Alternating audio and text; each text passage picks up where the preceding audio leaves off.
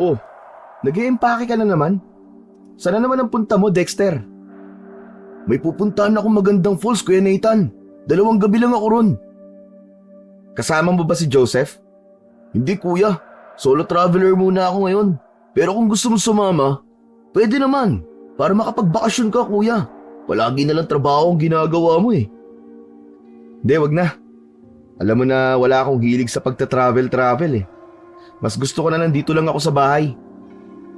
Mula sa trabaho ay ugali na ni Nathan na puntahan ang nag-iisa at nakababata niyang kapatid na si Dexter.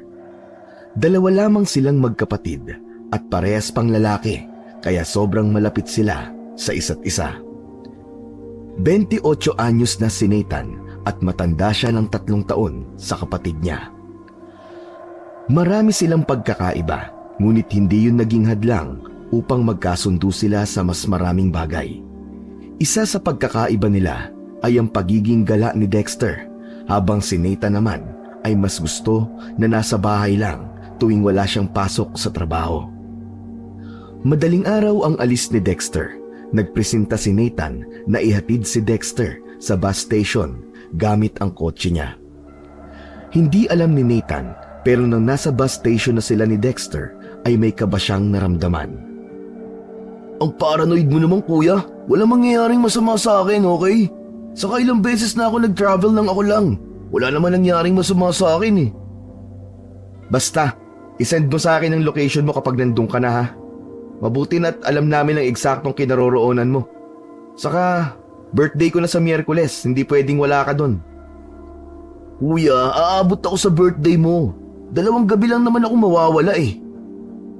Hindi na nagsalita pa si Nathan. Hindi niya alam kung bakit bigla siyang kinabahan. Tinapik ni Dexter sa balikat si Nathan. Tama na ang pagiging paranoid, kuya. Saka, suot ko tong kwintas na regalo mo sa akin, oh. Hindi ba? Lucky charm ko to. Hinawakan ni Dexter ang pendant na krus ng kwintas nito at hinalikan yon. Matamis itong ngumiti sa kanya. Tuluyan nang nagpaalam si Dexter kay Nathan. Bago ito sumakay ng bus ay niyakap niya ng mahigpit ang nakababata niyang kapatid. Nang sumakay na si Dexter sa bus ay sinilip pa rin yun ni Nathan mula sa labas. Umupo sa huliang upuan si Dexter. Kakawayan sana ni Nathan si Dexter ngunit natigilan siya nang makita niyang tila walang ulo ang kapatid niya. Kinusot niya ang mga mata at bumalik na ang ulo ni Dexter. Hindi niya yun binigyan ng kung anong kahulugan dahil naisip niyang namamalikmata lamang siya. Hinintay muna ni Nathan na makaalis ang bus bago siya umalis ng bus station upang umuwi na sa bahay nila. Nawala na ang pag-aalala ni Nathan nang tumawag si Dexter sa kanya para sabihin na nakarating na ito sa lugar na pinuntahan nito. Sinend na rin ito ang location nito upang alam nila kung nasaan ang eksaktong kinaroroonan ni Dexter. Sa pagkakataon na yon ay hindi na inabala ni Nathan si Dexter upang makapag-enjoy na ito sa bakasyon nito.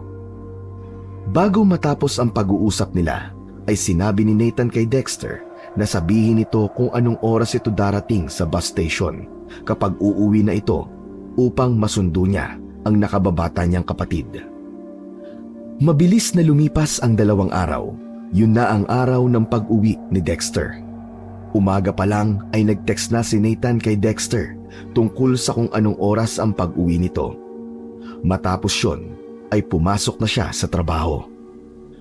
Nang mag-out na siya sa trabaho at nakauwi ng bahay ay doon pa lang niya natignan ang cellphone niya. Nagtaka siya dahil walang message si Dexter sa kanya. Mama? Nag-text po ba sa inyo si Dexter kung anong oras siya uuwi ngayon? Ayon sa nanay ni Nathan, ay wala itong natatanggap na text mula sa nakababata niyang kapatid.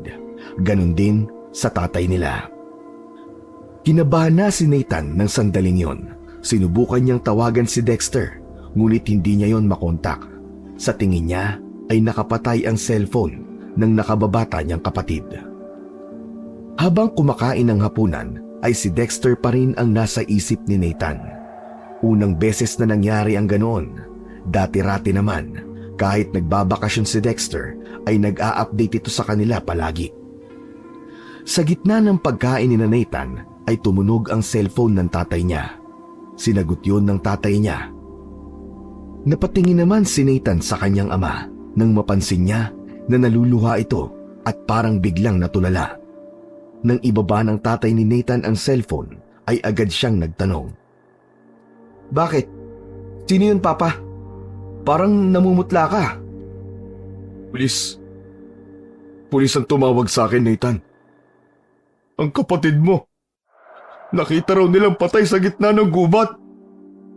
Parang katapusan na ng mundo ang iyak ng nanay ni Nathan, habang si Nathan ay napatulala na lang at hindi makapaniwala sa sinabi ng kanyang ama. Agad na pumunta sina Nathan at ang mga magulang niya sa lugar kung saan nagpunta si Dexter upang magbakasyon. Dinala sila ng mga pulis sa isang ospital. Nandoon ang bangkay ni Dexter. Pumasok sila sa morgue at nang makita nila ang katawan ni Dexter ay nag-iyakan silang lahat. Halos hindi matingnan ni Nathan ang kalunos-lunos na bangkay ng kapatid. Meron itong tahi sa leeg dahil meron itong malaki at napakahabang sugat doon.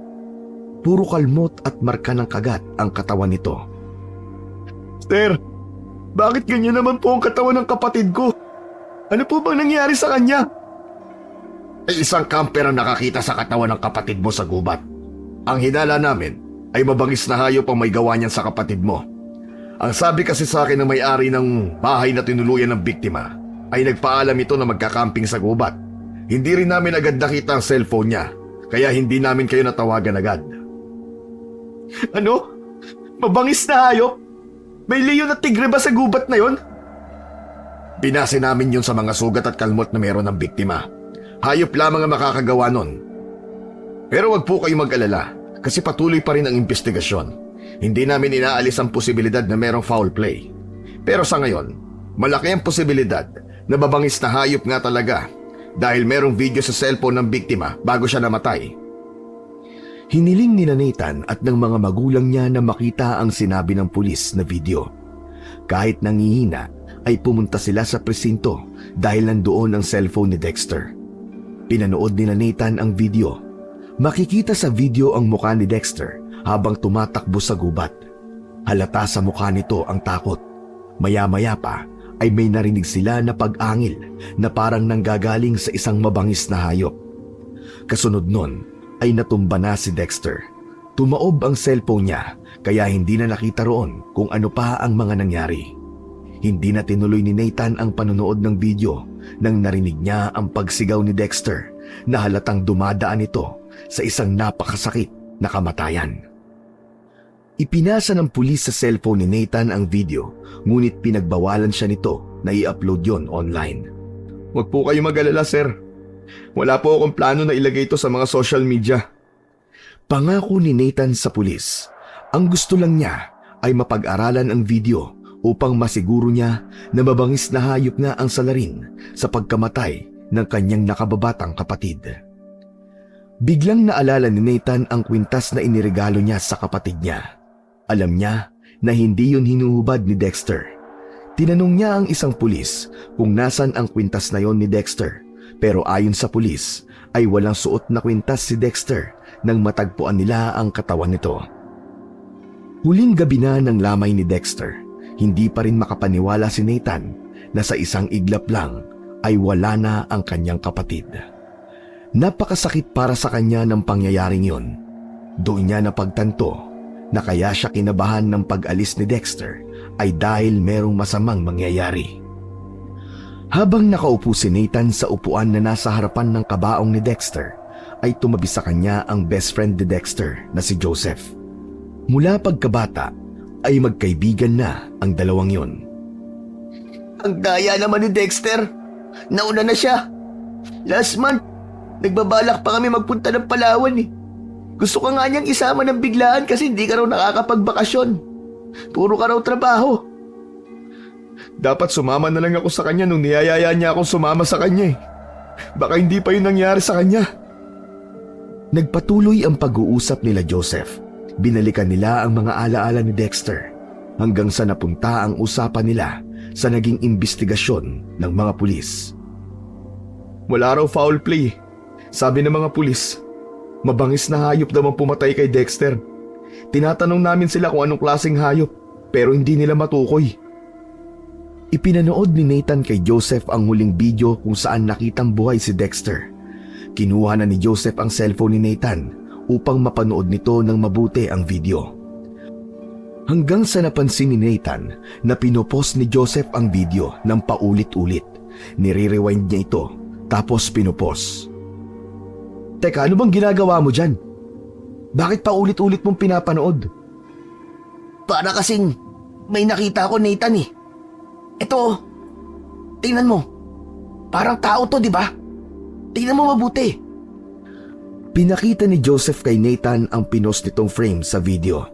Zoom in ito yon sa may gilid ng mukha ni Dexter at nang hilakbot siya nang makita niya na may tila anino ng tao ron, merong ulo at braso. Tinawagan ni Nathan ang mga magulang niya kahit ang mga ito ay hindi makapaniwala sa ipinakita nila ni Joseph. Matapos mailibing ni Dexter ay muling dumulog si Nathan at ang mga magulang niya sa mga pulis. Ipinakita nila ang bulto ng tao sa video, ngunit tila hindi kumbinsido ang mga pulis na tao yon. Ayon pa sa pulis, base sa video, mabangis na hayop talaga ang pumatay kay Dexter. Isang malaking ebidensya raw ang pag-angil na narinig sa video. Hayop lang daw ang pwedeng gumawa nun. Nabigo si Nathan na muling buksan ang investigasyon sa pagkamatay ng nakababata niyang kapatid. Pero hindi nawalan ng pag-asa si Nathan.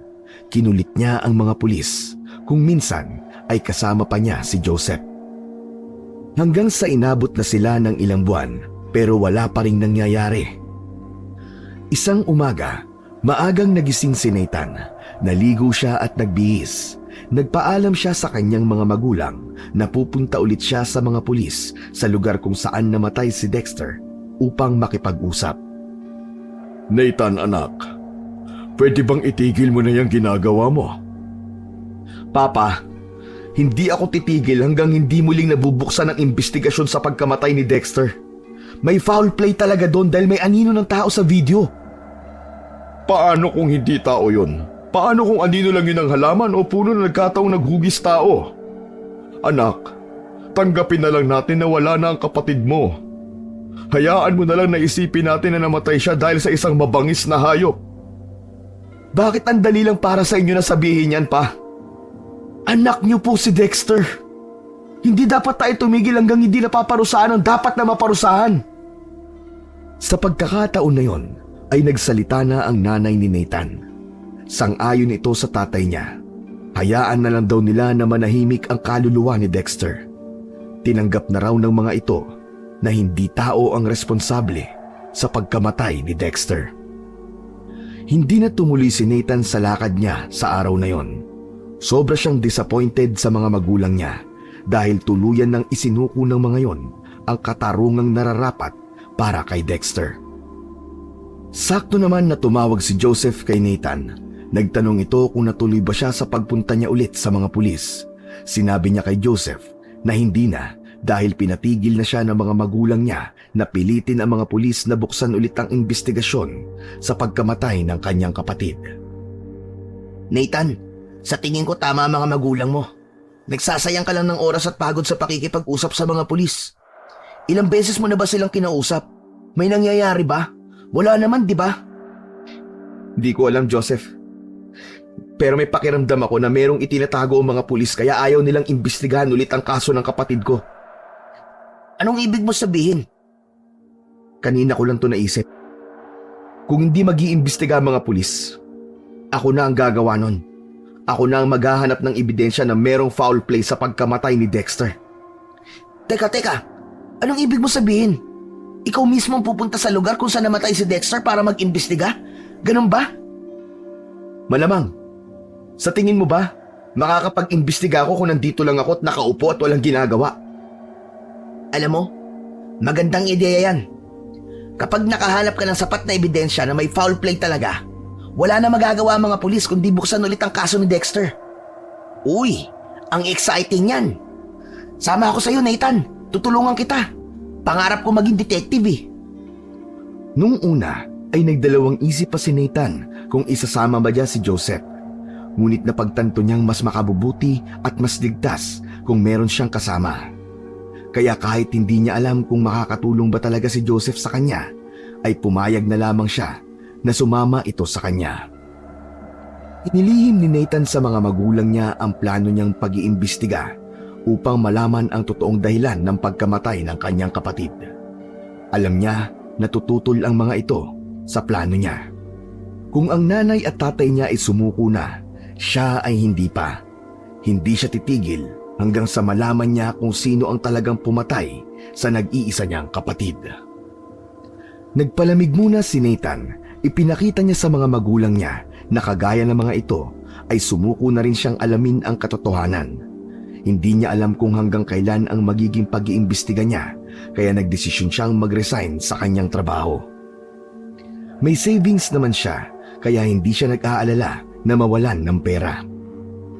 Isang araw, nagpaalam si Nathan sa mga magulang niya na ipinadala siya ng boss niya sa isang branch ng pinagtatrabahuhan niya. Hindi naman nagduda ang mga yon, kahit ang totoo ay wala na siyang trabaho. Sumapit na ang araw ng pagpunta ni Nathan sa lugar kung saan namatay ang kanyang kapatid. Sinundo niya si Joseph sa isang fast food restaurant. Pininya sa navigation app sa cellphone niya ang location na dating sinend ni Dexter sa kanya at nagsimula na siyang magmaneho. Ano pala ang trabaho mo? Nag-leave ka ba o kagaya ko nag-resign ka na rin? Baka matagalan tayo doon. Hindi ko kailangan mag-resign. Online ang trabaho ko. Basta dala ko ang laptop ko at may internet connection, makakapagtrabaho ko kahit saan. Teka, saan pala tayo mag-i-stay doon? Nagpabook na ako doon sa bahay kung saan nagstay si Dexter. Mas mabuti na doon tayo magstay kasi malakas ang pakiramdam ko na doon tayo dapat magsimulang mag-imbestiga. Kapwa walang alam sina Nathan at Joseph sa pag-iimbestiga, pero parehas din sila na gustong malaman ang totoong dahilan sa pagkamatay ni Dexter. Para kay Nathan, ay sapat ng dahilan yon upang isama niya si Joseph sa gagawin niya. Halos 10 oras ang naging biyahe ni Nathan. Nang ihinto ni Nathan ang kotse sa harapan ng isang malaking bahay na gawa sa semento, ay ginising na niya si Joseph na naghihilik sa tabi niya. Bumaba na sila at sinalubong sila ng isang matandang lalaki na nagpakilala bilang si Mang Betong. Yun ang caretaker ng bahay na yon. May 4 na kwarto ang bahay na para sa mga bakasyonistang kagaya nila Nathan. May kanya-kanyang banyo ang CR. Meron yung common living room at kitchen. Siniguro ni Nathan na ang kwarto na inupahan doon ni Dexter ang kwarto na tutuluyan nila ni Joseph. Naalala niya nung minsang nag-video call sila ni Dexter na ang kwarto nito ay nasa 2nd palapag at ang unang pinto doon. Malaki ang kwarto na yon. Merong malaking kama at malaking bintana. Air-conditioned yon. Medyo mahal ang bayad kada araw, ngunit hindi yun problema kay Nathan. Hindi ako makapaniwala na nandito na tayo sa mismong kwarto na huling natulugan ni Dexter. Parang kinikilabutan tuloy ako. Best friend Dexter, huwag ka magpaparamdam sa akin ha. Sa kuya mo na lang. Alam mo naman na matatakotin ako sa multo eh. Loko ka talaga. Pero sana nga, totoo ang multo tapos magpakita si Dexter sa akin. Malay mo, siya na mismo magsabi kung ano ba talaga nangyari sa kanya. Mas gusto ko pang mag-imbestiga tayo ng ilang araw kaysa sa makakita ng multo. Dahil parehas na napagod sa biyahe, ay nagpahinga at natulog muna si Nathan. Hapon nang dumating sila ron. Madilim na nang magising si Nathan. Habang tulog pa si Joseph, ay bumaba na siya sa kusina. Naabutan niya na naroon si Mang Betong. Nalaman niya sa matanda na sila lang ni Joseph ang bisita nito sa bahay na yon. Hindi raw kasi peak season. Para hindi magduda si Mang Betong sa totoong pakay ni Nathan, ay nagtanong siya sa matanda na parang isa talaga siyang bakasyonista. Ano-ano po pala ang magandang puntahan dito, Mang Betong? Aba, pwede kayong umarkila ng motor. Tapos pumunta kayo sa beach. Maganda ang beach namin dito. Bukod po sa beach, meron pa ba? May pinagmamalaki kaming talon dito. Yun talaga dinadayo ng mga turista dito sa amin. Hindi yung kalayuan dito. Magbabayad lamang kayo ng tour guide para hindi kayo maligaw. Gubat kasi yun eh. Gubat? Pwede po bang mag-camping doon sa gabi? Mahilig po kasi ako mag-camping eh. Pwede naman mag-camping doon, pero hindi ko sinasuggest na magpaabot kayo ng dilim sa gubat. Bakit naman po? May namatay kasi ron. Ang sabi, mabangis na hayop daw may kagagawan. Pero sa tagal ko na sa lugar na ito at maraming beses na ako nakapunta sa gubat na yon, wala akong nakitang mabangis na hayop. Alam ni Nathan na si Dexter ang tinutukoy ni Mang Betong na namatay sa gubat. Kahit paano ay may nalaman na si Nathan mula sa isang matagal nang nakatira sa lugar na yon. Kay Mang Betong na mismo nang galing na walang mabangis na hayop sa gubat kung saan namatay ang kanyang kapatid. Bakit po pala nila nasabi na mabangis na hayop ang pumatay dun sa sinabi niyong namatay sa gubat? Nang makita kasi ang bangkay, parang nilapa siya ng isang mabangis na hayop. Duda nga ako sa naging investigasyon ng mga pulis eh. Alam mo ba na dito nagstay ang batang yon? Talaga po? Pero teka po, kung hindi po mabangis na hayop, ano po sa tingin niyo ang pumatay sa kanya? Sasagot pa sana si Mang Betong sa tanong ni Nathan nang biglang dumating si Joseph. Naririnig ko ang usapan nyo. Nagsisimula ka na bang mag-imbis? Mabilis na tinakpan ni Nathan ang bibig ni Joseph gamit ang kamay niya. Imbis! Ang ibig po niyang sabihin imbis na sa Boracay kami magpunta ay dito namin pinili para maiba naman. Mabuti na lamang at nakaisip ng palusot si Nathan. Sa tingin ni Nathan ay hindi naman nakahalata si Mang Betong. Sinabi sa kanila ni Mang Betong ay pwede silang magpaluto rito basta sila ang bibili ng mga ingredients. Pwede rin daw na kumain sila sa labas dahil marami namang kainan sa lugar na yon. Pinili ni Nathan na sa labas muna sila kumain ni Joseph para sa hapunan. May nakita silang kainan na nagsiserve ng silog meals at doon sila kumain. Sa susunod, bago ka magsalita, isipin mo muna kung mapapahamak tayo o hindi ah. Muntik mo nang sabihin kay Mang Betong na nag-iimbestiga tayo eh. Sorry naman. Na-excite lang kasi ako eh. Yung klase ng pagtatanong mo kay Mang Betong, para ka talagang investigador eh. Teka, pero maiba ko. May nakuha ka bang impormasyon kay Mang Betong? Kahit paano meron. Ang sabi niya, matagal na siya sa lugar na to. Pero wala siyang nakitang mabangis na hayop sa gubat kung saan pinatay si Dexter. Anong ibig sabihin nun? Hindi mo ba nagigets? Ibig sabihin, hindi talaga mabangis na hayop ang pumatay sa kapatid ko. Kung hindi mabangis na hayop, ano? Alam ko na. Maamong hayop. O di ba? Hindi mabangis eh, kaya maamo. Napasampal na lamang si Nathan sa sarili nitong noo sa sinabi noon ni Joseph. Alam mo, hindi ko alam kung paano ka naging best friend ng kapatid ko. Matalino si Dexter eh. Pero ikaw, naku po. Ewan ko ba? Napailing-iling na lang si Nathan para sa oras na yon ay may kaunti siyang pagsisisi kung bakit pa niya isinama si Joseph. Mukhang sasakit ang ulo niya sa taong yon. Matapos kumain ay bumalik na sina Nathan sa tinutuluyan nilang bahay. Bumili ng beer si Nathan dahil naisipan niyang uminom ng kaunti. Hindi umiinom si Joseph kaya hindi ito bumili ng para rito. Saka meron daw siyang trabaho kaya magtatrabaho ito hanggang madaling araw.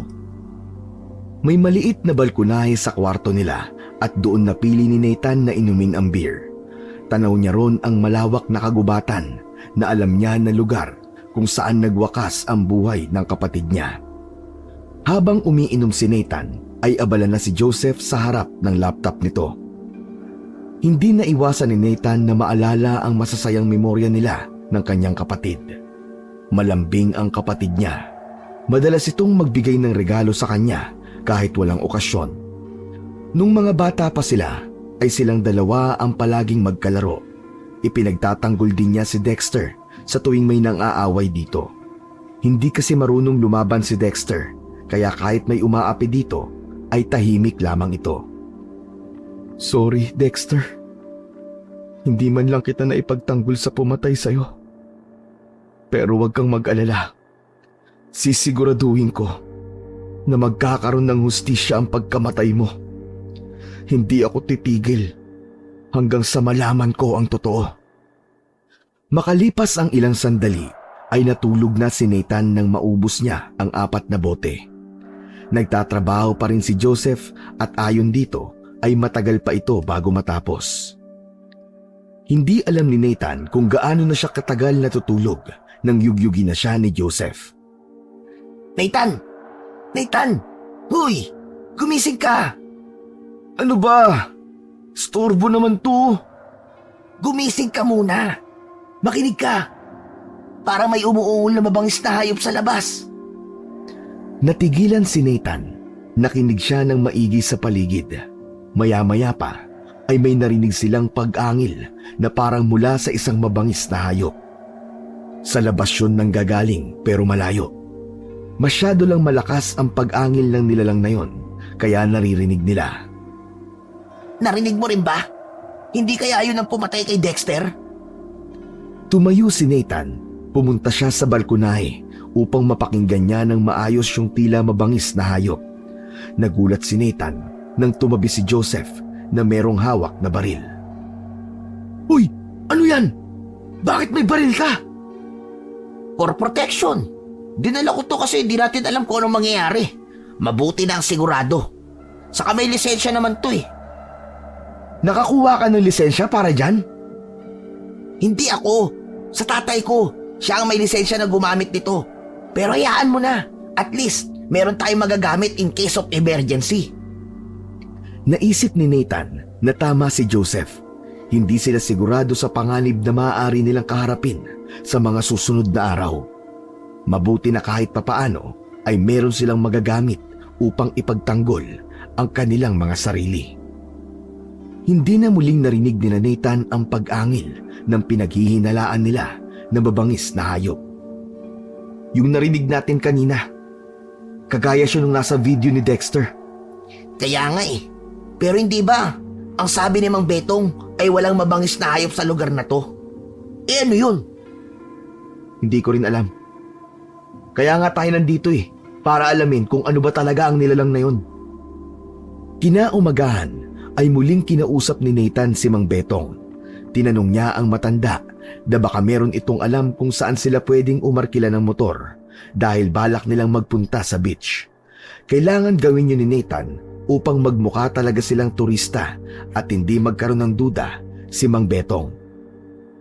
Sinamahan ni Mang Betong sina Nathan at Joseph sa kakilala nitong nagpapaarkila ng motor. Habang naglalakad sina Nathan ay napansin niya ang ganda ng lugar na kinaroroonan nila. Ang ganda pala talaga dito sa inyo, Mang Betong, no? Halatang maayos ang pamamalakad ng gobyerno dito. Lahat ng ito, si Mayor Tony may gawa. Simula nang siya naging mayor dito sa amin, ay talagang gumanda itong lugar namin. Kahit paano ay marami ng turista nagpupunta. Hindi kagaya nung dati. Kitang-kita naman po na ginagawa ng maayos ng mayor niyo ang trabaho niya at tungkulin niya. Malaking tulong talaga si Mayor Tony dito. Dahil sa napalago niya ang turismo dito, marami sabi na nagkaroon ng trabaho at pagkakakitaan. Ay oo nga pala, naalala ko na balak niyo mag-camping sa gubat. Bago kayo makapag-camping doon, ay kukuha muna kayo ng permit kay Mayor Tony. Nasa munisipyo lamang siya. Kung wala, puntahan niyo sa may bahay niya. Ituturo ko sa inyo ang bahay niya kasi madadaanan natin yon. Maya-maya pa ay nadaanan nila ang bahay ni Mayor Tony. Isa yung malaking bahay na may mataas na pader. Sa gate lang nila nakita yung mismong bahay. Ayon kay Mang Betong, mabait si Mayor Tony. Kaya wag silang matatakot kapag kukuha sila ng permit kapag naisipan na ni Nathan na mag-camping sa gubat. Ang yaman pala ng mayor dito, no, Mang Betong? Ang laki ng bahay niya at ang ganda. Mayaman talaga si Mayor. Pero bago siya maging mayor, mayaman na talaga siya. Sa sobrang bait niyan, bukas palagi ang puso niya sa pagtulong sa mga nangangailangan. Mabilis na nakaarkila ng motor sina Nathan at Joseph. Si Nathan ang nagmaneho nun. Pagdating sa may beach, ay humanga si Nathan sa ganda ng kapaligiran. Puti at pino ang buhangin. Malakristal ang tubig.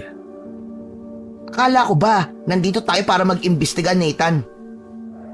Kung palagi tayo mag-iimbestiga at magtatanong-tanong, makakahalata si Mang Beto na wala tayo rito para magbakasyon. Baka isumbong pa tayo nun sa mga pulis eh. Sa bagay, may point ka. Ano nga pala ang susunod mong plano? Bala kong magpunta mamaya kay Mayor Tony. Hihingi tayo ng permit para makapag-camping tayo sa gubat. Ang sabi kasi ni Mang Betong, hindi niya sinasuggest na magpagabi tayo sa gubat. E di hanggang hapon lang tayo doon. Ano nga hanggang hapon lang? Magpapagabi tayo sa gubat. Pero paano kung mangyari sa atin na nangyari kay Dexter? Dalawa tayo. Mag-isa lang nun si Dexter. Isa pa, sa gubat talaga tayo mag-iimbestiga kasi doon namatay si Dexter, di ba? Malakas ang kutob ko na meron tayong makikitang ebidensya doon na hindi nakita ng mga pulis. Okay lang kung ayaw mong sumama. Kaya kong mag-isa yun. Kahit natatakot ako, sasama ako sa'yo, Nathan. Para sa best friend kong si Dexter. Sa totoo lang, nagpapasalamat si Nathan na si Joseph ang naging best friend ng kapatid niya. Kahit minsan ay may pagkaslow ito, masasabi naman niya na totoong kaibigan ito. Para ipahamak nito ang sarili niya, isa yung indikasyon na pinapahalagahan talaga ni Joseph ang pagkakaibigan nila ni Dexter. Hindi nagtagal sina Nathan at Joseph sa beach. Umalis din sila roon makalipas ang ilang oras. Dumiretso sila sa Municipal Hall, ngunit ayon sa nakausap nila doon, ay wala raw si Mayor Tony. May sakit daw ito, kaya naroon ito sa bahay niya. Palabas na ng munisipyo sina Nathan nung makuha ng pansin niya ang mga litrato ng mga tao na nakapaskil sa bulletin board. 5 picture ng tao ang naroon at lahat ng yun ay nawawala. Mula sa munisipyo ay nagpunta sina Nathan sa bahay ni Mayor Tony. Nagdoorbell si Nathan at isang babaeng kasambahay ang nagbukas ng gate sa kanila. Nang sabihin ni Nathan ang pakay nila, ay walang pagdadalawang isip na pinapasok sila ng kasambahay. Pinaupo sila sa may sala. Iginala ni Nathan ang mga mata sa kabuuan ng bahay. Napakaganda nun sa loob. Nasabi na niya sa kanyang sarili na talagang ubod ng yaman si Mayor Tony. Sandaling umakyat ang kasambahay sa ikalawang palapag ng bahay upang tawagin ang mayor. Nang bumalik ang kasambahay ay sinabi nito na sila na ang pumunta sa opisina ni Mayor Tony dahil hindi ito makababa. Masama raw ang pakiramdam ng mayor. Sinama ng kasambahay sina Nathan at Joseph sa opisina ni Mayor Tony. Nagpakilala agad sina Nathan sa mayor nang makaharap nila ito. Matangkad si Mayor Tony, nasa 6 na talampakan. Sa hula ni Nathan ay nasa 50 na ang edad nito. Tama ba? Kukuha kayo ng permit para mag-camping sa gubat? Opo, Mayor. May kinuwang papel si Mayor Tony at pinirmahan yon. Tinatakan nito ang papel at inabot kay Nathan. Kayo na lang ang maglagay kung ilang araw at gabi kayo magka-camping sa gubat, ha? Pasensya na kayo kung hindi ko kayo nababa kanina. Masama kasi ang pakiramdam ko. Ang hirap talaga kapag tumatanda na. Wala po yun, Mayor. Pero safe po ba na mag-camping sa gubat kahit gabi? May nakarating po kasi sa amin na balita na merong pinatay doon ng mabangis na hayop. Para sa akin, masasabi kong ligtas. Pero mag-iingat pa rin kayo. Yung namatay sa gubat na yun dati, ay masasabi ko na isolated case. Minalas lang talaga ang batang yon na may naligaw na mabangis na hayop sa gubat ng gabing yon. Sige o. Salamat po, Mayor. Kami na po ang bahala sa sarili namin. Nilisan na ni Nathan at Joseph ang bahay ni Mayor Tony. Habang naglalakad sila pabalik sa tinutuluyan nilang bahay, ay nagsalita si Joseph. Mukhang walang anak si Mayor, no? Paano mo naman nasabi? Hindi mo ba nakita yung painting sa office niya? 2 lang sila ng babae sa painting. For sure, asawa niya yun. Hindi ko na napansin. Hindi naman yun makakatulong sa pag-iimbestiga natin eh. Ay, bukas pala. Magka-camping tayo sa gubat. Dalhin mo yung baril mo ha. Kailangan natin yun. Lagi kong dala yun. Kahit nga ngayon, dala ko eh. Itinaas ni Joseph ang laylayan ng t-shirt nito. Nakaipit sa pantalon niya ang baril. Pwede bang wag mong ilagay yan dyan? Magdala ka ng bag tapos doon mo ilagay. Mamaya biglang pumutok yan eh. tamaan pa yung ano mo eh. Yang kala naman eh. Tigil-tigilan mo na nga yung pagka-paranoid mo, Nathan. May safety lock to, kaya safe din ang ano ko. Puro ka talaga kalokohan eh. Naalala ko tuloy bigla si Dexter. Palagi niya rin sinasabi na paranoid ako. Pero yun nga, i-ready na rin natin mamayang gabi ang mga gagamitin natin sa camping. May dala akong tent. Wow ha! Talagang ready ka talaga ha! Nang sumunod na umaga ay umalis na sina Nathan ng bahay ni Mang Betong upang mag-camping sa gubat. Nagpaalam naman sila kay Mang Betong upang alam nito kung saan sila pupunta. Iminungkay ni Mang Betong na bago sila magpunta sa gubat ay puntahan muna nila yung magandang talon. Iisa lang naman daw ang daan papunta ron. Kumuha ng tour guide sina Nathan na siyang nagdala sa kanila sa talon. May mangilan-ngilang tao ang naroon nang magpunta sila. Nasabi ni Nathan na hindi na siya nagtataka kung bakit nais puntahan ni Dexter ang talon na yon. Sadyang napakaganda ng talon. Pakiramdam niya ay sobrang lapit niya sa kalikasan. Wala silang ibang naririnig kundi ang malalakas na pagbagsak ng tubig at ang mga huni ng ibon sa paligid. Nag-enjoy muna sina Nathan at Joseph sa paglangoy sa malinaw na tubig sa talon.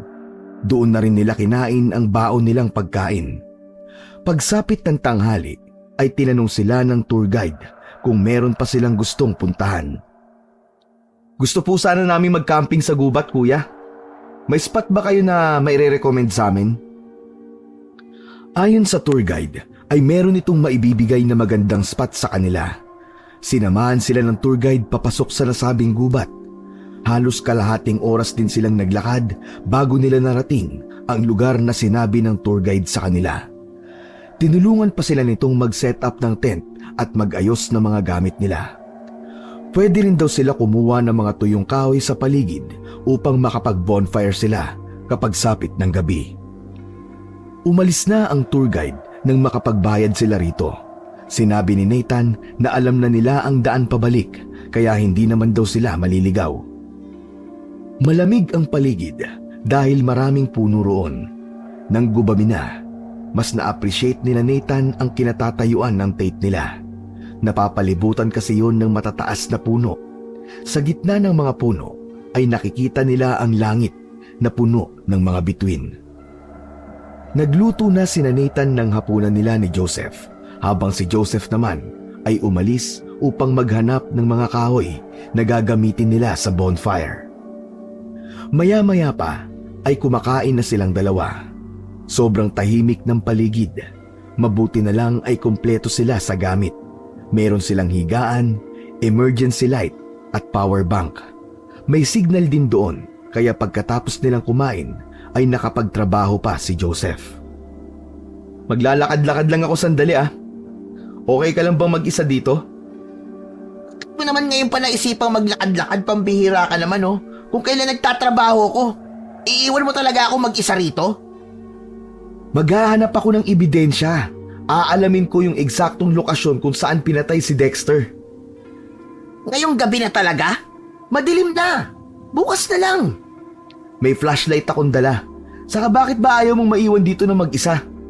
Malamang natatakot ako. May baril ka naman ah. Saka kung sakaling may mapansin kang kakaiba sa paligid, tawagan mo kaagad ako. Wala nang nagawa si Joseph para pigilan si Nathan sa gagawin niya. Iniwan na ni Nathan si Joseph at naglakad-lakad siya habang may dalang flashlight. Hindi napigilan ni Nathan na maging emosyonal ng sandaling yon. Pakiramdam niya ay nilalakaran niya ang lupa kung saan pinatay ang kapatid niya. Makalipas ang ilang minutong paglalakad ay may narinig siyang pag-angil na tila nanggagaling sa mabangis na hayop. Kinabahan si Nathan. Pinatay niya ang flashlight at nagtago siya sa isang makapal na halaman. Pinakiramdaman niya ang buong paligid. Lalabas na sana si Nathan sa pinagtataguan nang makarinig siya ng kaluskos sa kung saan, hanggang sa may nakita siyang tao na naglalakad papalapit sa direksyon niya. Madilim kaya hindi niya makita ang muka ng taong yon. Inihanda ni Nathan ang kanyang sarili Nang tumapat ang lalaki sa halaman na pinagtataguan ni Nathan, ay naramdaman niya na merong tumutulong tubig sa mukha niya. Umasim ang mukha niya nang maamoy niya na mapanghe ang tubig. Agad siyang lumabas ng pinagtataguan niya. Binuksan niya ang flashlight at itinutok yon sa taong inihian siya. Laking gulat niya nang nakita niya si Joseph. Sa inis ni Nathan ay namura niya ng malutong si Joseph. Bihira ka naman oh! Sa dami ng iihian mo, dun pa talaga sa pinagtataguan ko. Kukutusan kita eh. Sorry, Nathan. Hindi ko naman alam na nandun ka sa halaman eh. Bakit ka ba kasi nagtatago ron? May narinig kasi ako mabangis na hayop eh. Hindi mo ba narinig yun? Hindi ah. Wala akong narinig. Grabe ka. Ang layo ng inihian mo ha. Pumunta ka pa talaga dito. Siyempre, ayoko mag-amoy ihi sa pinagtayuan natin ng tent kaya lumayo talaga ako. Tara nga, samahan mo ako sa talon. Maliligo ako. Nakakadiri ka. Ang panghinang ihi mo. Magtaka ako mag-amoy pabango yan. Bumalik sina Nathan at Joseph sa may talon. Naligo at naglinis ng muka at katawan niya roon si Nathan. Habang nagkukuskus siya ng muka, ay natigilan siya nang muli niyang narinig ang mabangis na hayop. Nagkatinginan sila ni Joseph. Sigurado si Nathan na hindi lang siya ang nakarinig nun. May takot na luminga sa paligid si Joseph. Nathan, sa tingin ko, dapat na tayong umalis dito. Bakit ka natatakot? May baril ka naman ha, at palagi mo naman dala yun, di ba? Hindi ko dala ngayon eh. Iniwan ko sa tent. Iihi lang naman ako kaya hindi ko na dinala. Dahil sa wala silang dalang pamprotekta sa kanilang sarili, ay bumalik na sila Nathan sa tent nila. Habang nakahiga sila ni Joseph, ay patuloy pa rin sila sa pagkikwentuhan. Nathan, paano kung mabangis na hayop pala ang pumatay kay Dexter? What if mali tayo ng iniisip na tao ang may gawa nun sa kanya? Ilang beses na kasi natin narinig yung mabangis na hayop, di ba? Kung mabangis na hayop nga, at least napatunayan natin na ganun nga ang pumatay sa kapatid ko. Pero hanggang hindi ko nakakaharap at nakikita ng mga mata ko na babangis na hayop na ang gumagawa ng ingay na yon, hindi pa rin ako aalis dito. Ibig sabihin, pwedeng tao ang gumagawa ng pag-angil na yon? Isa yan sa naiisip ko. Tumahimik na si Joseph. Ilang minuto pa lang ang nakakalipas ay narinig na ni Nathan ang paghilik ni Joseph. Hindi siya makapaniwala na ganun ito kabilis makatulog. Tirik na ang araw nang magising sila Nathan. Hindi na nila inalis ang tent nila dahil balak nila na magstay pa ron ng isa pang gabi. Bumalik sila sa bahay ni Mang Betong upang maligo at kumuha ng malinis na damit. Nang paalis na sila, ay nakasalubong nila sa hagdan si Mang Betong. Ah, saan kayo natulog kagabi? Hindi ko kayo nakitang pumasok sa kwarto niya. Sa gubat po, Mang Betong. Nag-camping po kami ron. Ako, hindi niyo ba naaalala yung sinabi ko sa inyo? Huwag kayo magpapagabi sa gubat. Okay naman po kami, Mang Betong. Kita nyo, nakauwi pa kami rito. Mamayang gabi po ay dun po ulit kami matutulog. Ang payapa po kasi ron. Kung yan ang gusto nyo, hala sige. Basta mag-iingat kayo ha. Pero sandali, may bibigay ako sa inyo. Dalhin nyo to sa gubat. Nagtungo si Mang Betong sa kusina. Pagbalik nito ay may ibinigay itong isang garapon ng asin kina Nathan. May kutsilyo rin itong inabot sa kanila ni Joseph. Para saan po ito, Mang Betong? Hindi kami magbuburo kaya hindi namin kailangan ng asin. Makakatulog yan sa inyo. Sa gabi, bago kayo matulog, ay sabuyan nyo ng asin ang paligid ng tent nyo. Huwag nyo papatayin ang apoy kung magbo-bonfire kayo. Yang kutsilyo naman, gawa yan sa tanso. Mabisang panglaban yan sa aswang. Aswang? Bakit? May aswang ba rito? Matagal ko nang hinala na may aswang dito sa lugar namin. Ang hula ko, aswang ang pumatay doon sa nakitang lalaki na patay sa gubat. Hindi mabangis na hayop ang may gawa nun. Isa pa, kung pupunta kayo sa munisipyo, makikita nyo na nakalagay doon ang mga mukha ng mga taong nawawala sa lugar na ito. Lahat sila nagpunta sa gubat at hindi na nakita pa. Lahat sila turista na kagaya nyo. Nakita ko nga po yun sa munisipyo. Kaya kung hindi kayo mapipigilan na magpagabi sa gubat, sundin nyo mga sinabi ko kaysa magsisi kayo sa huli. Hindi ko nga alam kay Mayor Tony kung bakit pinapayagan niya na may mag-camping pa sa gubat kahit marami na ang nawawala roon. Huwag po kayo mag-alala, Mang Betong. Gagawin namin ang lahat ng bilin nyo sa amin. Mang Betong, maraming salamat po ah. Mahinang tinapik ni Nathan sa balikat si Mang Betong, saka sila umalis ni Joseph. Tinanggap na rin nila ang asin at kutsilyo na ibinigay nito sa kanila. Nagtungo sila sa bayan upang bumili ng pagkain at iba pa nilang mga kailangan sa pagkakamping. Habang nagmamaneo si Nathan pabalik sa bahay ni Mang Betong, ay napansin niya ang katahimikan ni Joseph. Tila napakalalim ng iniisip nito. Huy, ang tahimik mo Joseph ah. Hindi ako sanay.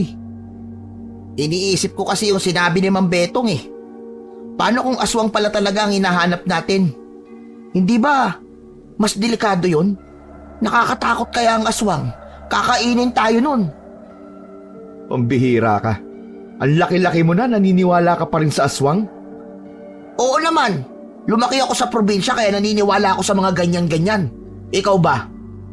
Sa ngayon, hindi ko pa alam. Saka na ako maniniwala kapag nakita ko na ng harapan yung aswang na sinasabi ni Mang Betong. Sa bagay, nandito na rin lamang tayo. Alamin na natin ang totoo, di ba? Saka sa tingin ko, mapoprotektahan tayo ng mga binigay ni Mang Betong saka ng baril ko.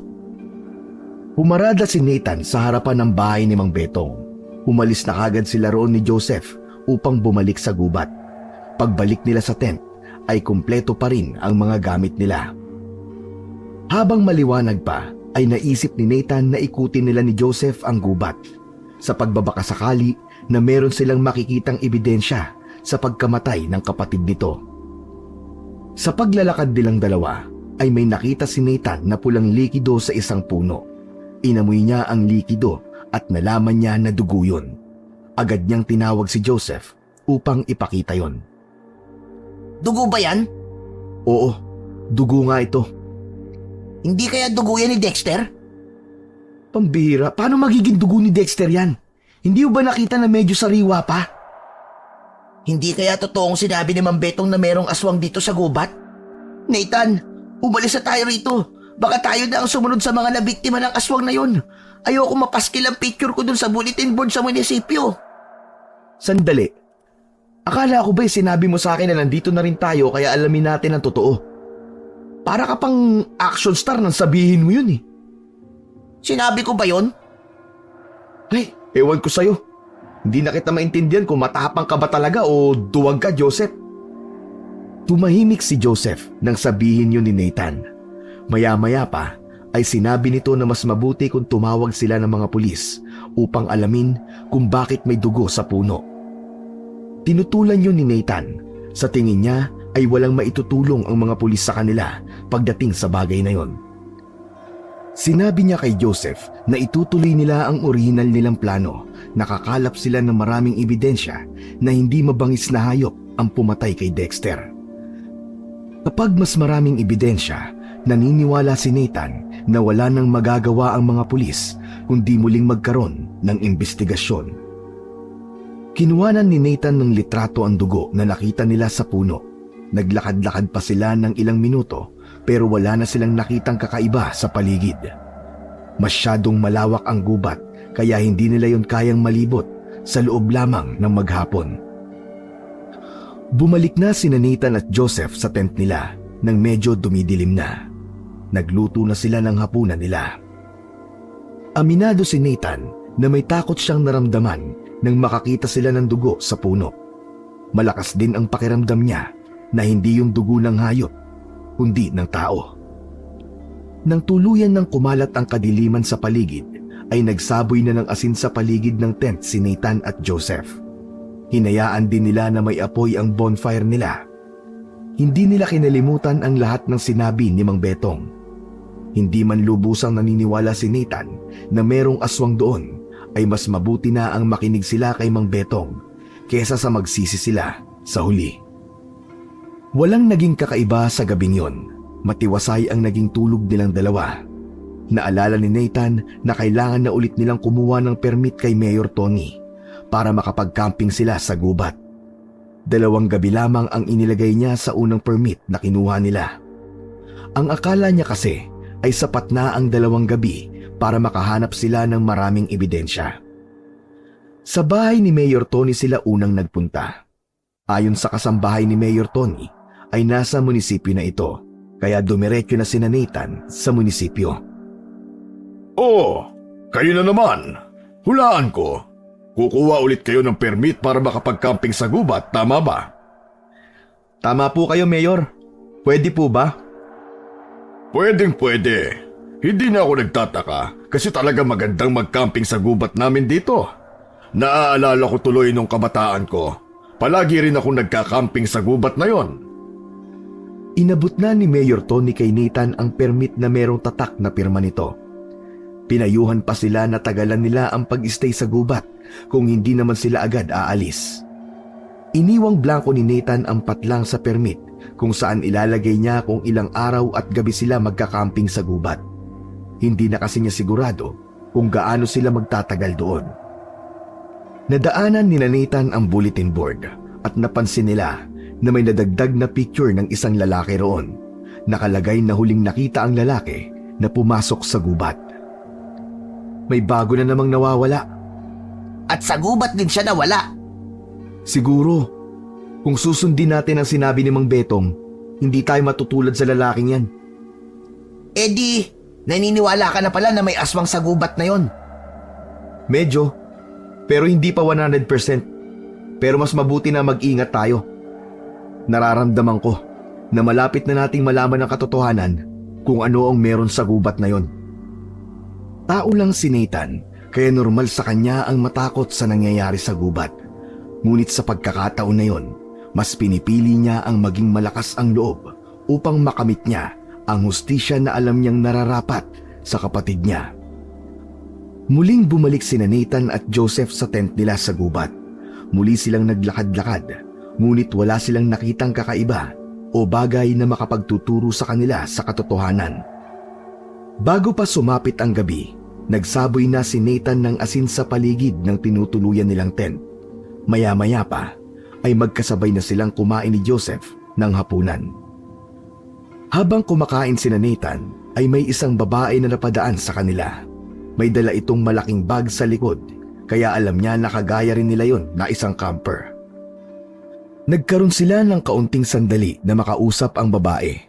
Ayon dito, nais nitong mag-camping sa gubat na yon. Nagsuggest si Nathan sa babae na doon na lang ito magtayo ng tent malapit sa kanila. Ngunit tumanggi ang babae. Nag-camping na raw ito roon dati at meron itong alam na magandang spot. Sinabi ni Nathan na mag-iingat ito dahil marami nang nawawala sa naturang gubat.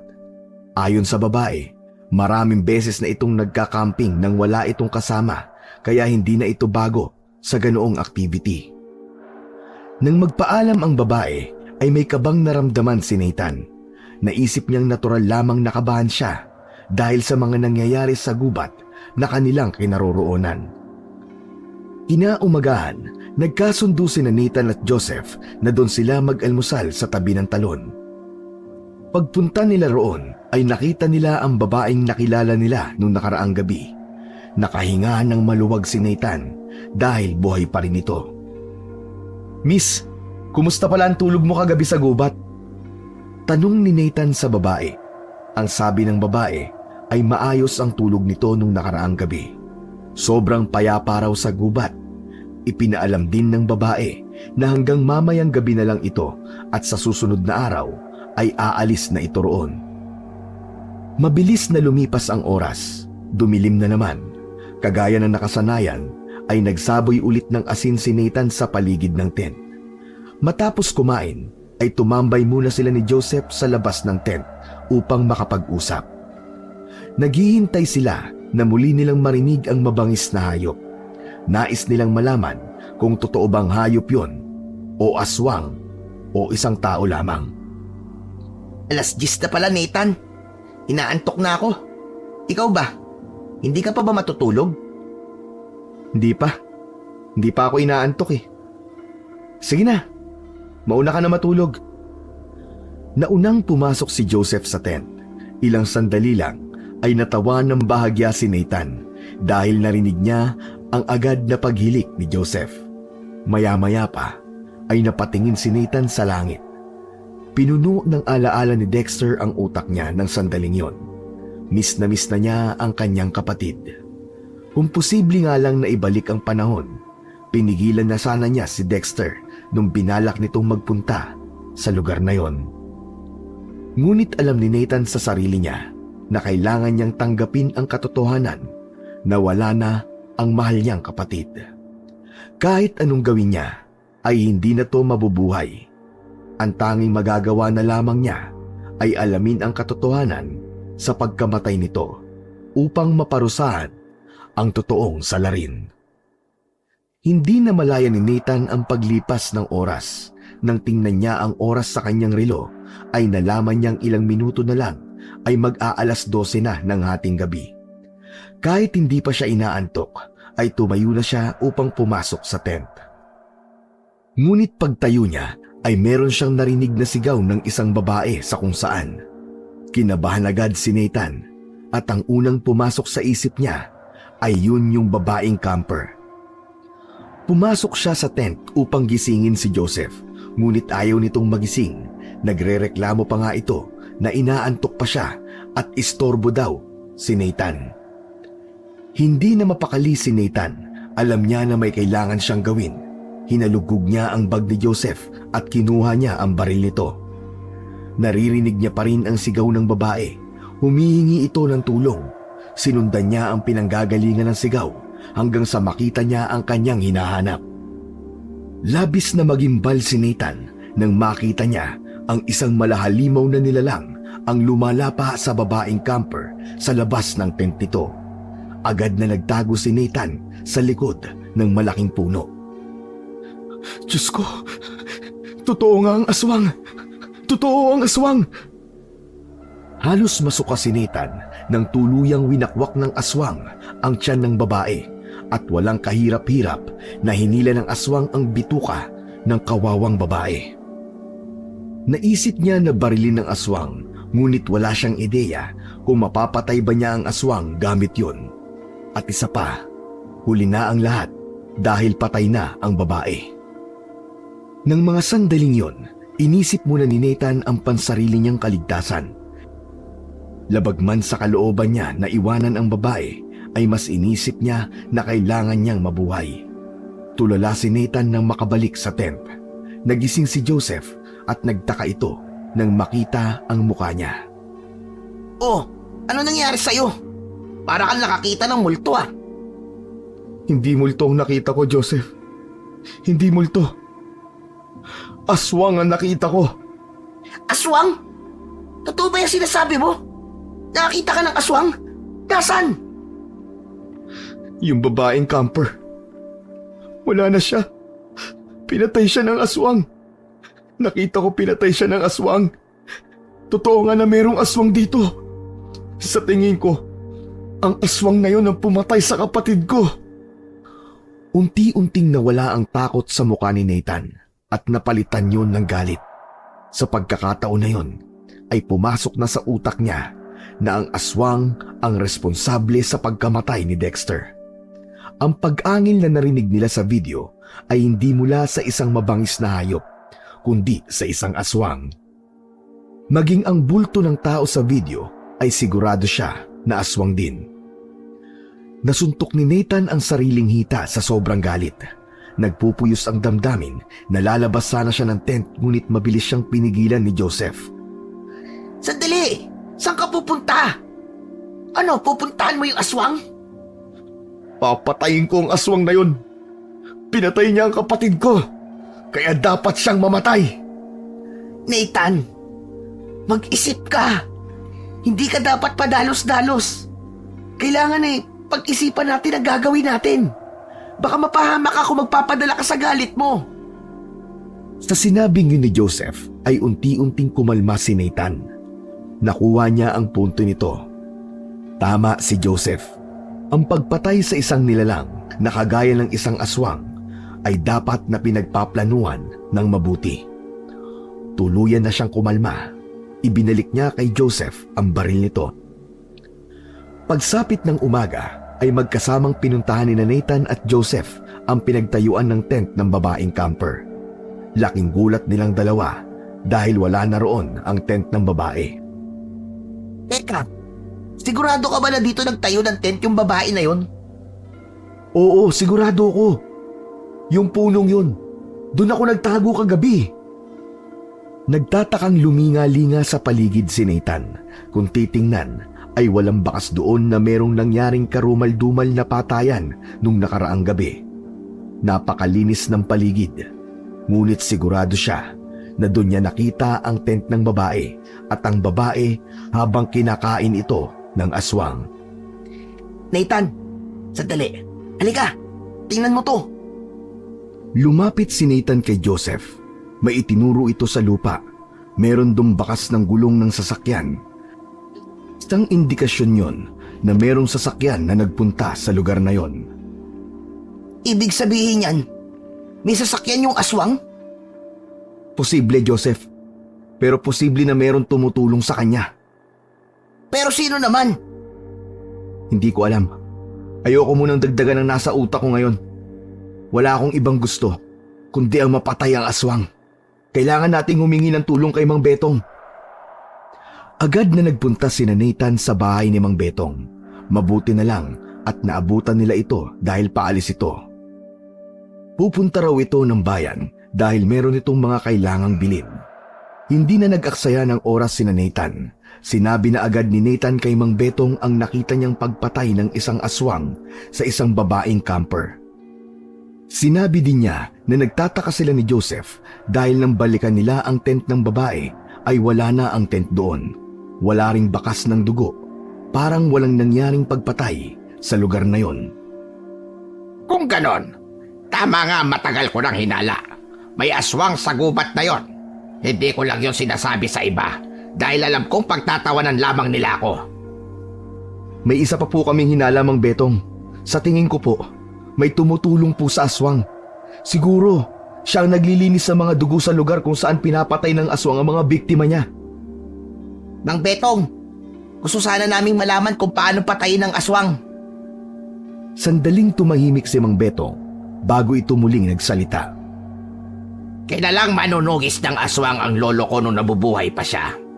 Isa sa mabisang paraan upang mapatay ang aswang ay ang mapigilan siyang makabalik sa bahay niya hanggang sa sumikat ang araw. Paano po namin malalaman kung saan po ang bahay ng aswang? Kailangan niyo siyang masugatan ng matindi. Kapag nasusugatan ng isang aswang, babalik siya sa bahay niya upang magpagaling. Mabilis lang gumaling ang sugat niya kapag nandun siya sa bahay niya. Kung gabi pa, malaki ang posibilidad na lumabas siya ulit, lalo na kung hindi pa siya nakakakain ng tao. Kung ganun, kailangan namin malaman kung saan nakatira ang aswang. Kailangan namin gumawa ng paraan para hindi siya makabalik hanggang sa mag-umaga. Ganon na nga. Kung ganon, tulungan mo kami, Mang Betong. Tulungan mo kami patayin ng aswang sa gubat. Pasensya na kayo, matanda na ako. Hindi ko kayang ilagay ang sarili ko sa panganib. Kung gusto niyong patayin ng aswang, ay kayo na lang. Pero bakit ba ganyan na lang katindi ang kagustuhan niyong patayin ng aswang na yon? Hindi naman kayo taga rito Dahil ako po ang kapatid ng bangkay na nakita sa gubat. Yung sinabi niyo po na dito tumuloy sa bahay niyo, kapatid ko po siya. Gusto ko pong ipaghiganti ang kamatayan niya at sigurado ko na ang aswang na yon ang pumatay sa kanya. Bumakas ang gulat sa mukha ni Mang Betong. Pero sa kabila ng isiniwalat ni Nathan, ay hindi pa rin nila nagawang isama si Mang Betong sa pagpatay sa aswang. Alam ni Nathan na malaki ang maitutulong ni Mang Betong sa kanila kung sasamahan sila nito, ngunit ayaw naman niya itong pilitin na gawin ang isang bagay na labag sa kalooban nito. Nirespeto ni Nathan ang desisyon ni Mang Betong. Nagkasundo si Nathan at Joseph na mamayang gabi na nila papatayin ang aswang. Para sa kanila, sapat nang nalaman nila kung paano yon papatayin. Nagtungo ang dalawa sa bayan. Bumili sila ng pinakamatibay na lubid. Nang makakita si Nathan ng nagtitinda ng itak, ay bumili siya ng isa. Pinahasa niya rin yon upang mas maging matalas. Matapos yun ay bumalik na silang dalawa sa gubat. Naghintay sila ng pagdilim sa labas ng kanilang tent. Nag-isip na sila ng plano sa mga dapat nilang gawin upang mapatay nila ang aswang, at isang ideya ang napagkasunduan nilang dalawa. Pagkagat ng dilim ay sinimulan na nina Nathan at Joseph ang kanilang plano. Naglakad-lakad sila. Nagpunta sila sa lugar kung saan nakita ni Nathan na pinatay ng aswang yung babaeng camper. Sumandal na si Joseph sa isang puno. Itinali ito ni Nathan doon. Ang plano nila ay gawing pain si Joseph sa aswang. Kailangan muna nila itong mapalabas sa bahay nito upang magawa nila ang susunod nilang hakbang. Nathan, pwede bang ikaw na lang ang itatali? Parang natatakot ako eh. Ito na napagkasunduan natin kanina, di ba? Ang tapang-tapang mong nagpresenta kanina tapos bigla kang aatras. Basta, huwag mong hihigpitan ng pagkakatali ah. Yung makakawala kagad ako. Akong bahala, hindi kita ipapahamak. Matapos na maitali ni Nathan si Joseph, ay nagtago na siya sa isang malaking puno. Malapit lang siya kay Joseph. Sumenya siya kay Joseph na simulan na nito ang pagsigaw. Sumigaw ng sumigaw si Joseph. Nakikiramdam naman si Nathan habang hawak niya ang itak. Malikot ang mga mata niya dahil may pakiramdam siya na maa-attract ng sigaw ni Joseph ang aswang. Maaaring sumulpot yon anumang sandali. Ngunit halos isang oras na ang nakakalipas na malat na si Joseph sa kakasigaw, ngunit wala pa ring aswang na dumarating. Alam ni Nathan na napapagod na si Joseph. Nathan, wala bang plan B? Mukhang dito gagana eh. Natigilan bigla si Joseph nang may kumaluskos sa mga halaman sa unahan nito. Napatingin doon si Nathan. Mula sa halaman ay lumabas ang aswang. Meron yung malaki at mabalahibong katawan. Namumula ang mga mata nun at nanlilisik. Nakatingin ang aswang kay Joseph na para bang isa yung masarap na putahe. Kitang-kita ni Nathan ang takot sa mukha ni Joseph habang unti-unting lumalapit ang aswang dito. Sige lang, lumapit ka lang, kainin mo ko. Masarap ako. Dali, lumapit ka sa akin. Malakas na umangil ang aswang. Bigla itong tumakbo papunta kay Joseph. Isang malakas na sigaw ang kumawala sa bibig ni Joseph. Yun na ang naging hudyat ni Nathan upang lumabas sa pinagtataguan niya. Sumugod siya sa likod ng aswang. Bago pa tuluyang malapitan ng aswang si Joseph, ay akmang tatagain niya ito gamit ang itak. Pero tila naramdaman ng aswang ang presensya niya, kaya lumingon ito sa kanya. Bago pa man mataga ni Nathan ang aswang, ay nahawakan na nito ang talim ng itak. Mahigpit yung hinawakan ng aswang na para bang hindi yun nasasaktan kahit may dugo nang tumutulo sa kamay nito. Mabuti na lang ay nakawala si Joseph sa pagkakatali. Inilabas nito ang kutsilyong gawa sa tanso at paulit-ulit nitong sinaksak sa likod ang aswang. Napasigaw ang aswang sa labis na sakit. Nabitiwan nito ang itak ni Nathan. Sinamantala ni Nathan ang pagkakataon at malakas niyang tinaga sa braso ang aswang. Malakas na humampas kay Joseph ang malaking braso ng aswang. Tumalsik ito at nagpagulong-gulong sa lupa. Bigla namang tumakbo palayo ang aswang. Tutulungan sana ni Nathan si Joseph, ngunit pinigilan siya nitong gawin yon. Huwag mo na akong intindihin. Yung aswang, habulin mo siya. Kailangan mo malaman kung saan ang lungga niya. Sigurado ka, Joseph? Oo, bilisan mo. Mabilis na hinabol ni Nathan ang aswang. Tinahak niya ang direksyon na pinuntahan nito. Tanging itak lang ang dala niya. Malayo na ang aswang kay Nathan, ngunit natatanaw niya pa rin yon. Hindi niya inalis ang kanyang mga mata sa aswang. Pagkalipas ng mahaba-habang takbuhan ay huminto na ang aswang. May binuksan ito sa lupa na parang isang pinto at pumasok doon. Hindi makapaniwala si Nathan na nasa ilalim pala ng lupa nakatira ang aswang. Kaya naman hindi na nakapagtataka na walang makakakita rito. Muling nagtago si Nathan sa isang makapal na halaman. nakatingin lang siya sa pinasukan ng aswang. Gaya ng sinabi ni Mang Betong, may posibilidad na lalabas pa ang aswang. Wala pa itong nabibiktimang tao, kaya sigurado siya na lalabas ulit ito kapag napagaling na nito ang mga sugat niya. Matyagang nagbantay si Nathan. Makalipas ang mahigit 1 oras ay lumabas na ang aswang. Tumakbo ito palayo sa direksyon ni Nathan. Naghintay pa siya ng ilang minuto bago niya nilapitan ang bahay ng aswang. Nang tingnan niya ang binuksan ng aswang sa lupa, ay nalaman niya na gawa sa isang matibay na kahoy ang pinto. Sa ibabaw ay may makapal na lupa na may mga damo at dahon. Hindi yun mapapansin kapag nakasarado. Binalikan ni Nathan si Joseph. Sinabi niya na nakita niya na ang bahay ng aswang. Magkasama nila yung pinuntahan. Pinasok nila ang bahay ng aswang at umasim ang mga mukha nila dahil sa mabahong amoy sa loob nun. Amoy na amoy ang nabubulok na karne na hindi nila mawarian. May kalakihan ang bahay ng aswang na nasa ilalim ng lupa. May higaan at lamesa. May isang malalim na hukay at nang sumilip sila ay doon nila nalaman na doon nagmumula ang mabahong amoy. Nang ilawan ni Nathan ng flashlight ang hukay, ay parehas silang naduwal ni Joseph dahil puno ng mga bangkay ng tao ang nasabing hukay. Lumayo na sila sa hukay. Tiningnan ni Nathan ang mga gamit na naroon. May nakita siyang kahon sa ilalim ng kama. Nang buksan niya ang kahon, ay tumambad sa kanya ang iba't ibang mga gamit. May cellphone, may alahas, may keychain at kung ano-ano pa. Ngunit ang isang bagay na pumukaw sa kanya ay ang isang kwintas.